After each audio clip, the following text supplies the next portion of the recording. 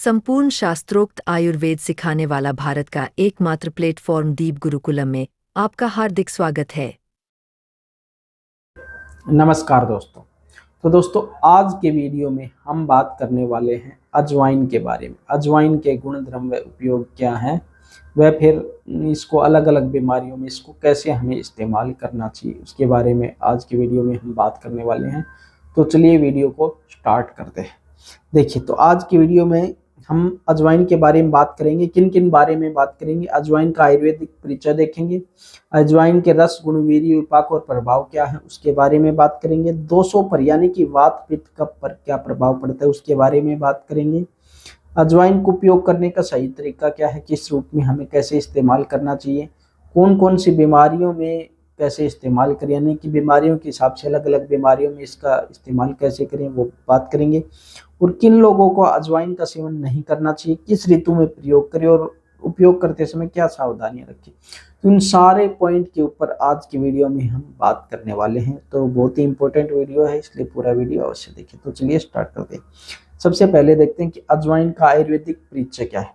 देखिए, आयुर्वेद में अजवाइन को यवानी और दीपक आदि नामों से भी जाना जाता है, यानी कि ये इसके संस्कृत के नाम हैं। वैसे इसको अलग अलग भाषाओं में अलग अलग नामों से जाना जाता है और भी बहुत सारे नाम हैं। इसे दीपन पाचन औषधि कहा गया है, यानी कि ये पेट से रिलेटेड या फिर पाचन से रिलेटेड समस्याओं के लिए ज़्यादा फायदेमंद है। ये मुख्य रूप से अपच, पेट दर्द, वात और कफ विकारों को दूर करने के लिए जानी जाती है। आयुर्वेद में इसे पाचन रुचिकारक, तीक्ष्ण, गरम, सरपरी, हल्की, दीपन, पित्तवर्धक, शूल, वात, कफ, वासित, कर्मी, वमन, गुल्म और प्लीहा का नाश करने वाली बताया गया।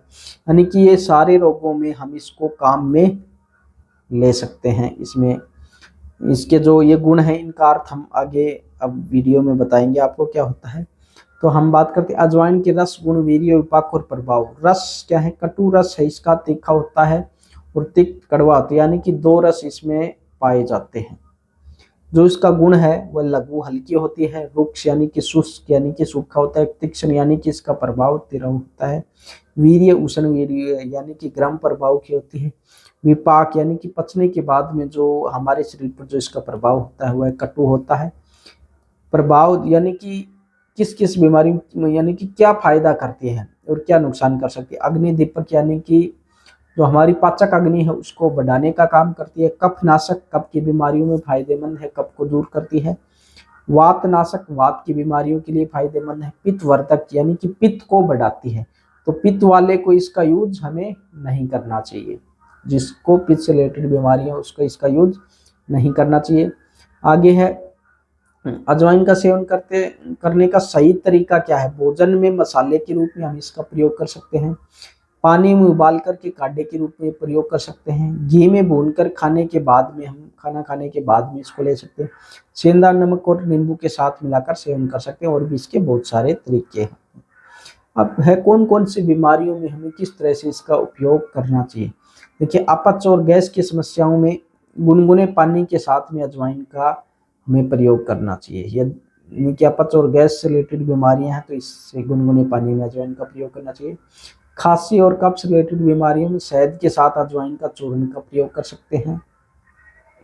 जोड़ों का जो दर्द है तो अजवाइन का तेल भी निकलता है, जिसको डंसिल तेल बोला जाता है, तो अजवाइन तेल की मालिश कर सकते हैं। सर्दी जुकाम में गर्म पानी में उबालकर इसकी भाप ली जा सकती है। बदहजमी यानी कि खाना अच्छी तरह से नहीं पचना तो उसमें सेंधा नमक और नींबू के साथ इसका सेवन कर सकते हैं। मोटापे के लिए गुनगुने पानी के साथ सुबह खाली पेट इसका सेवन किया जा सकता है। और पाचन शक्ति बनाने के लिए घी में भून करके भोजन के बाद में हम इसका प्रयोग कर सकते हैं। महिलाओं में मासिक धर्म की समस्या के लिए अजवाइन का काढ़ा बना करके ले सकते हैं। तो इतने सारी बीमारियों में हम इसका प्रयोग कर सकते हैं, और भी है आगे देखो। जुखाम व प्रतिसाई में अजवाइन को गर्म करके कपड़े में पोटली बांध करके सूंघने से जुखाम व प्रतिसाई का वेग कम हो जाता है, यानी कि गर्म करके पोटली बांध करके सूंघी जाती है। मंदाग्नि में अजवाइन, काली मिर्च और सेंधा नमक तीनों को पीसकर गर्म जल के साथ इसकी फाकी ली जा सकती है, यानी कि गर्म जल के साथ इसके चूर्ण का सेवन किया जा सकता है, जिससे उदरसूल, पेट का दर्द और मंदाग्नि ठीक हो जाती है। चर्म रोग यानी कि त्वचा के रोगों के लिए अजवाइन को पानी में पीस कर यानी कि पानी में घिस करके उसका लेप लेप किया जाता है। दाद, खाद और कर में पड़े हुए घाव, यानी कि किसी घाव में कीड़े पड़ जाएं तथा अग्नि से जले हुए स्थान में, यानी कि इन सभी चीजों में इसका लेप किया जा सकता है त्वचा की बीमारियों के लिए। आगे है, किस ऋतु में प्रयोग करना चाहिए इसका और कैसे प्रयोग करना चाहिए। देखो, बसंत ऋतु में मार्च अप्रैल के महीने में, यानी कि मध्यम मात्रा में, कम मात्रा में ही प्रयोग करना चाहिए और शहद के साथ इसका सेवन किया जा सकता है। वैसे देखो, अलग अलग बीमारियों के हिसाब से इसका अलग अलग यूज किया जा सकता है, लेकिन यदि कोई स्वस्थ व्यक्ति है वो इसका सेवन करना चाहिए तो उसके लिए ऋतुओं के हिसाब से इस तरह से इसको सेवन करना चाहिए, ठीक है ना। बसंत ऋतु में मध्यम मात्रा में शहद के साथ, ग्रीष्म ऋतु में मई जून के महीने में सीमित मात्रा में छाछ में मिलाकर, यानी कि ये ज्यादातर गर्मियों के महीने हो गए, तो गर्मियों के महीने में मतलब क्योंकि गर्म होती है तो इसका सेवन हमें कम मात्रा में करना चाहिए। अब है वर्षा ऋतु, जुलाई से अगस्त महीने में गर्म पानी के साथ में सेवन किया जा सकता है। शरद ऋतु सितंबर अक्टूबर में भोजन के बाद चूर्ण के रूप में उपयोग किया जा सकता है। हेमंत ऋतु में नवंबर दिसंबर में सुबह गुनगुने पानी के साथ लिया जा सकता है।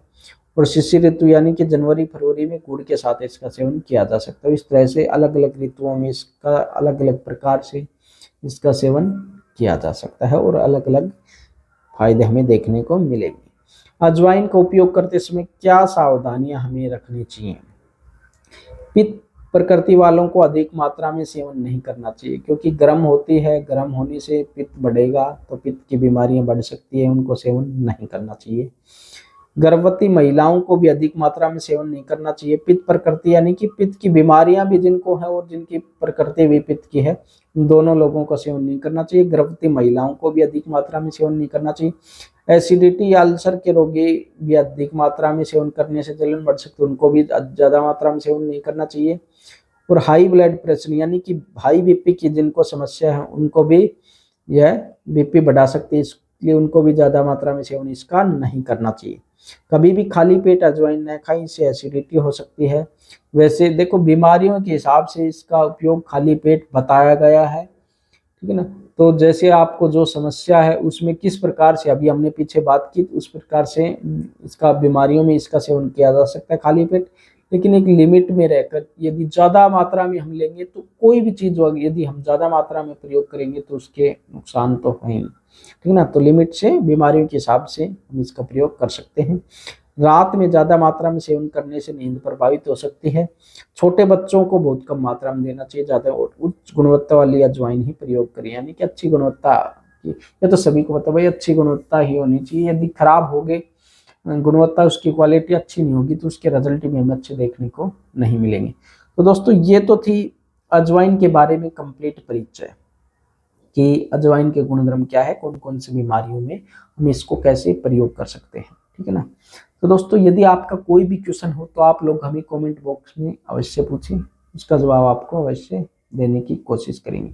आपका कोई भी क्वेश्चन हो अन्य बीमारियों के विषय में, यदि आप और कुछ भी जानना चाहते हो तो वो लोग आप कमेंट बॉक्स में अवश्य लिखें। वीडियो पसंद आते हैं तो वीडियो को लाइक व शेयर अवश्य करें और आयुर्वेद को कंप्लीट सीखने के लिए इस चैनल को अवश्य सब्सक्राइब कर लें। तो मिलते हैं अगले वीडियो में कुछ नई जानकारियों के साथ, तब तक बने रहेगा हमारे साथ। जय हिंद, वंदे मातरम।